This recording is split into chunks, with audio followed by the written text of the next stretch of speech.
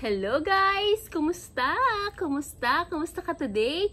Ako po si Mami Pehpot and I'm so happy na andito ka ulit para samahan ako, makipagkwentuhan sa akin, mag-comment dito sa video, makipaghalaman sa akin.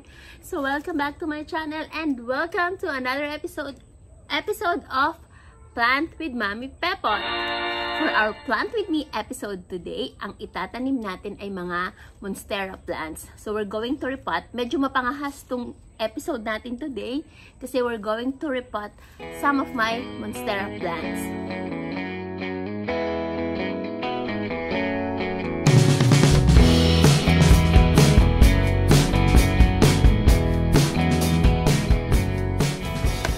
So let's start with this one kasi medyo natanggal na yung dahon niya. Medyo parang damage na kasi itong Monstera ko na to. Let's not talk about how much I got this one because it's a purchase that I will never do again. Masyado pa akong atat nun sa Monstera plant. So, hindi na nag-isip. Ayan. So, this one, hindi ko alam kung masusurvive ko to pero damage na kasi siya due to overmisting. Ayan, guys. Something that I have learned. Wag na kayo mag-mist. Kasi some of the articles, the videos that I have seen that used misting, most of them are from from ibang bansa, 'di ba? I've learned or I've realized na here dito sa lugar natin sa Pilipinas, parang hindi naman pala kailangan masyado or nga. Ang danger kasi ng overmisting is pag hindi natuyo yung mist or yung water sa plant mo, pwede siya magka-fungus like this one. Ayan. Tatlo ang leaves nito. Ganyan ang nangyari. So, I don't know if I can survive this. Hopefully, yes. So, we're going to ililipat natin siya ng paso dun sa paso na nabili ko na itim din, pero mas maliit siya ng slide. So, tatanggalin ko muna tong coco husk here.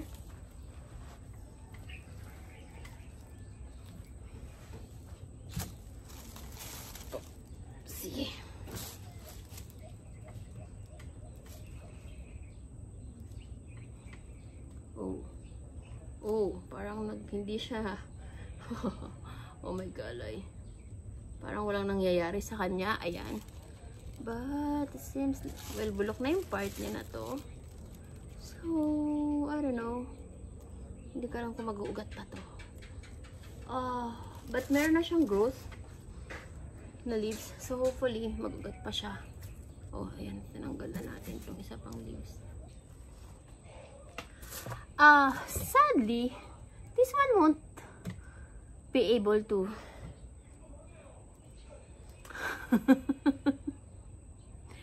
mukhang hindi na to kakayanin.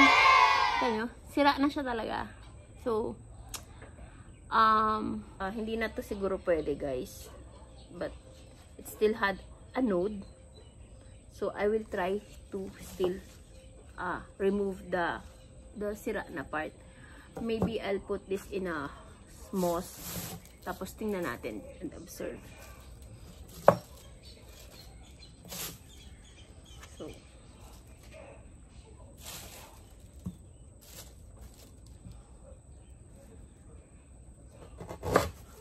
oh shucks.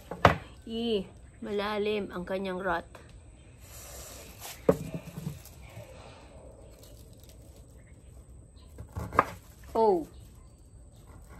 Oh no. Hindi magsasurvive to. Ang lalim ng rot niya. Ang lalim ng bulok niya. This is not a cheap Monstera, guys. But sadly, it happens. If it happens to me, it will happen to you too. So, that's one of the reasons at hindi na ako bumibili ng Monstera na malalaki. Ang binibili ko na yung maliliit na at sure na stable siya. But anyways, lesson learned. Ayan. So guys, if you're going to buy a big Monstera din, anong tawag dito? Make sure na talagang maganda yung pagkakatanim sa kanya kasi some talaga hindi. And it would be too late to know that.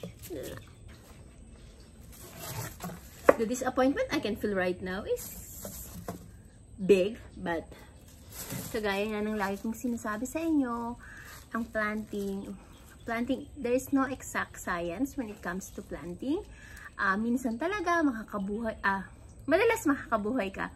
Pero darating talaga sa punto mo na ng paghahalaman mo na hindi sila magsusurvive. And it's okay. It really is okay, guys. Like, it's super duper okay. I know kawawa yung plants, but yes, it's okay. It happens. It happens kahit sa mga matatandang hardinero. Namamatayan talaga sila ng plants. So if it happens to you, don't think about it too much. There's always another plant best for you, waiting for you. So our next one is the Adansonii. So what I'm going to do with this one is I'm going to put this in a block pot. Ito. Tapos gagawin ko siya. This is 3 plants kasi. Tapos I have 2 extras here. I think 3 pa pala to. And then, para pagsasama-samahin ko sila para magmukha silang lush. Katulad ng ginawa ko din sa aking posos. So if you haven't seen that, the link, it's up there. Just click the one that's popping up right now. That one, that small button that's popping up right now. Click mo lang yan.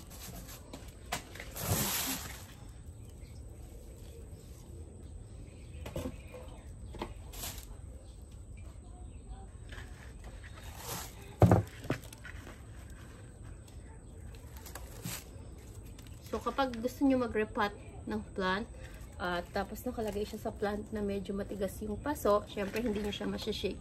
Magaganon-ganon, di ba? What you can do is tanggalin muna yung soil sa gilid-gilid. Doon yun ang kukunahin mong tanggalin. Kasi most likely than not, yung mga soil sa gilid-gilid, wala masyadong roots pa doon. Lalo na yung sa may taas. So, we have 3. Then, we're going to get the other 3. Here. Oh, shucks. Hindi tayo kita. Yan.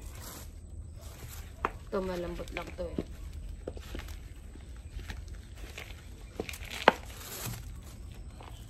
Pero medyo old na tong plant na to eh. Ano na ang root system nito.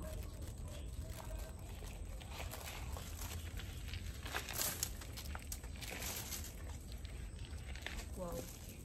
Wow. Wow. Wow.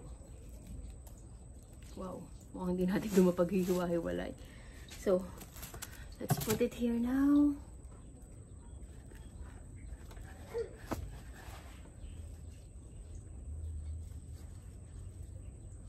Then, 3. Ano ba siya? 3. 4.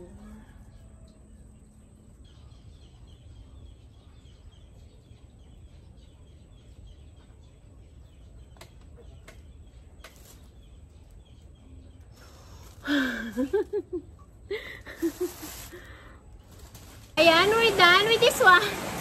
Ang lakas na ng ulan, so sisigaw na ako. Pero tapos na tayo with our Adansonii. So hopefully, maging maganda ang resulta nito. Siyempre, i-update ko kayo from time to time kung ano maging mukha nito. So this is another Monstera plant.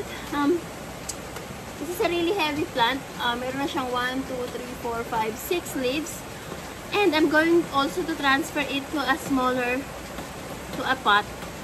Smaller pot. Kasi ang bigat niya talaga, nahirapan ako sa kanya ilabas pag kailangan ko siyang ipaarawin or kailangan ko siyang ilabas.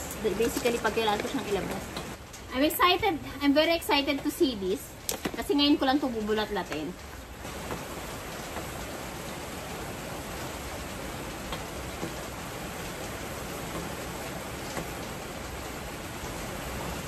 Parang purong ipa lang yung pinagtanaman sa kanya, guys. Oh, shock. Hindi naman pala siya puro ipa. Sa ilalim niya, napunta na yung mga soils. Ganun pala yun. Yung soils pala, tsaka yung ipa, in the long run, umiibabaw din yung ipa. Parang ganun. So, ito yung itsura ng root system niya. Ang laki na rin talaga.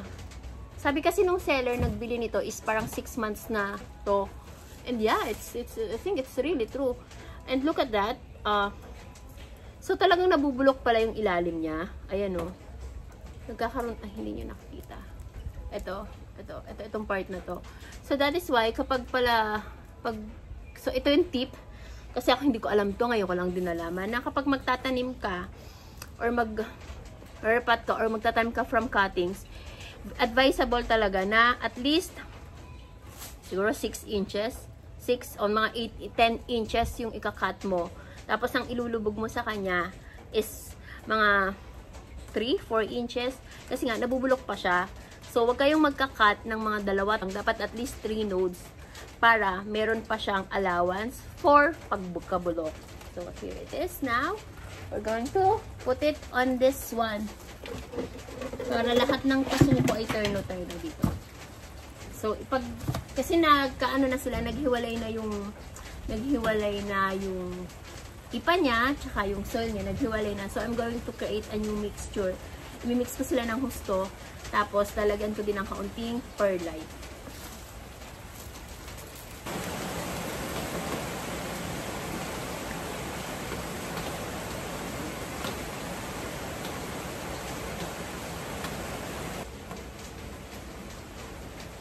Tatayo natin siya para mas maganda siya tingnan. Then, saka na natin ilalagay yung kanyang lupa. Ang ganda ng ugat niya. Ang dami niyang ang dami niyang ugat.